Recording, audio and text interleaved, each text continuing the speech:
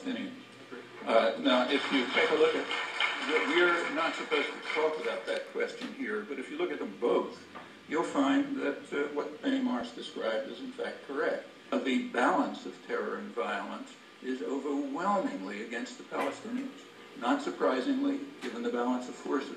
And that's true right to the present. I mean, for decades, Israel was able to run the West Bank virtually with no forces, as martyred, land stolen, and so on, just as I quoted. Finally, there was a reaction. And it's interesting to see the U.S. reaction to it.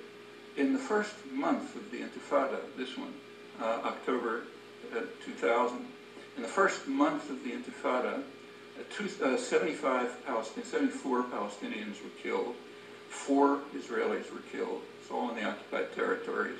The Israeli army, according to its own records, fired 1 million bullets in the first day, which disgusted the generals when they learned about it. Israel, the first few days of the Intifada, was using U.S. helicopters, they don't make them, U.S. helicopters to attack civilian complexes, apartment houses and so on, killing and wounding dozens of people. And the U.S. did respond to that. Clinton responded by sending the biggest shipment of military helicopters in a decade to Israel.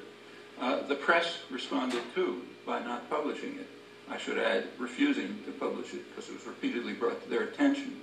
Well, while the idea that there is this vast conspiracy between the American media and both Democrats like Clinton and Republicans like Bush to hide the truth from the American public just does not bear reality. Israel's an open society. Any newspaper can come and cover it. Why would not the newspapers cover these stories? Well, for one reason, they are figments of Chomsky's imagination. Well, then and they just never happen. Now, I want to talk about another figment of his imagination. Chomsky constantly quotes Benny Morris as if Benny Morris supports his position. What happened is, Benny Morris was asked whether or not I accurately quote him in my book, The Case for Peace, and Benny Morris responded as follows. Out of context, knowing that you're not going to check up on him, tells you essentially that what you believe in the American media, whether it be the Washington Post, the Boston Globe, or the New York Times, is not true. In order to get the true meaning of the world, you have to move to Planet Chomsky, where the news reflects his perspective on reality. Well, I urge you to move to the real world. Read the real news. Don't read the selective Israeli journalists that he talks about. Listen to Dennis Ross. Dennis Ross actually helped to draw the maps. He was there. When I have to finish, I haven't done my talk. Right before he's refuted, the way Dennis Ross did, he was involved in negotiations since before Oslo, right through Camp David up to the present. A long historical account of it. You can read it if you can read Hebrew. Some of it's in English. All this smoke that was blown had to do with one fact that I mentioned, one. And you can check it, and please do. In the first, just to report the facts. Why didn't Chomsky, why didn't they report it? Are they bad reporters? What's their motive? Explain why the Times or the Post wouldn't report this great story from Planet Chomsky. Gentlemen, if I could... From James Defense Weekly, from the international press, and so on, yeah.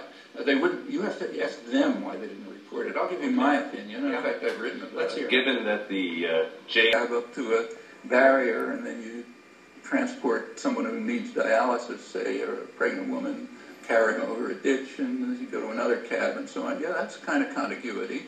And again, I say the same thing. If that's reasonable, then fine. Let's impose that kind of contiguity on Israel. Okay, Paul, please. You have a very brief response. First of all, listen to the words. There's an element of racism in one of the phrases we've heard today in describing this as a Jewish highway. 1.2 million Israelis are Arabs. Many of them are Christians. There is no such thing as a Jewish highway in Israel. There are Muslim highways in Saudi Arabia. There are Muslim-only roads in other parts of the world, but there is no road, there's nothing in Israel that is opened only to Jews, even synagogues.